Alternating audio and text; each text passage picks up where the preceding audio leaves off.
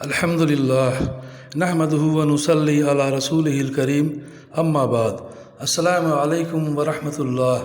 بسم اللہ الرحمن الرحیم۔ نماز اللہ تعالیٰ کی قدرت سے براہ راست استفادہ کے لیے اللہ رب العزت کے اوامر کو حضرت محمد صلی اللہ علیہ وسلم کے طریقے پر پورا کرنے میں سب سے اہم اور بنیادی عمل نماز ہے۔ اس شعبے کا پہلا باب فرض نمازیں۔ بزرگوں، دوستوں، عزیز ساتھیوں، اس باب کی پرانی آیات کے ترجمے اور حدیث نمبر 1 سے لے کے 14 تک کا مطالعہ ہم لوگوں نے ویڈیوز منتخب احادیث 5، 6، 7 اور 8 میں پہلے کیا ہے، لہٰذا آج ہم لوگ حدیث نمبر 15 سے مطالعے کی شروعات کریں گے انشاءاللہ۔ درود شریف پڑھ لیجیے۔ اللہم صلی علی محمد وعلی آل محمد وبارک وسلم۔ حدیث نمبر 15۔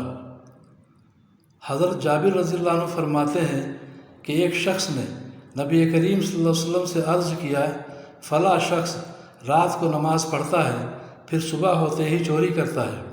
نبی کریم صلی اللہ علیہ وسلم نے ارشاد فرمایا، اس کی نماز اس کو اس برے کام سے عنقریب ہی روک دے گی۔ بزار مجموع الزوائد۔ حدیث نمبر 16۔ حضرت سلمان رضی اللہ عنہ روایت کرتے ہیں کہ رسول اللہ صلی اللہ علیہ وسلم نے ارشاد فرمایا، جب مسلمان اچھی طرح وضو کرتا ہے پھر 5 نمازیں پڑھتا ہے تو اس کے گناہ ایسے ہی گر جاتے ہیں جیسے یہ پتے گر رہے ہیں۔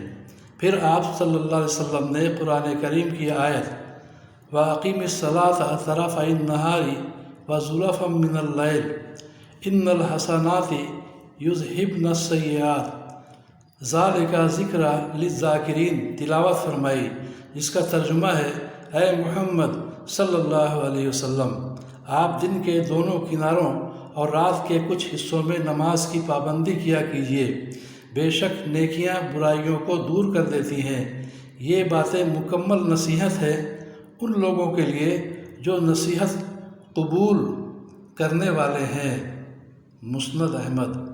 فائدہ: بعض علماء کے نزدیک 2 کناروں سے مراد 2 حصے ہیں۔ پہلے حصے میں صبح کی نماز اور دوسرے حصے میں ظہر اور عصر کی نمازیں مراد ہیں۔ رات کے کچھ حصوں میں نماز پڑھنے سے مراد مغرب اور عشاء کی نمازوں کا پڑھنا ہے۔ تفسیر ابن کثیر۔ حدیث نمبر 17۔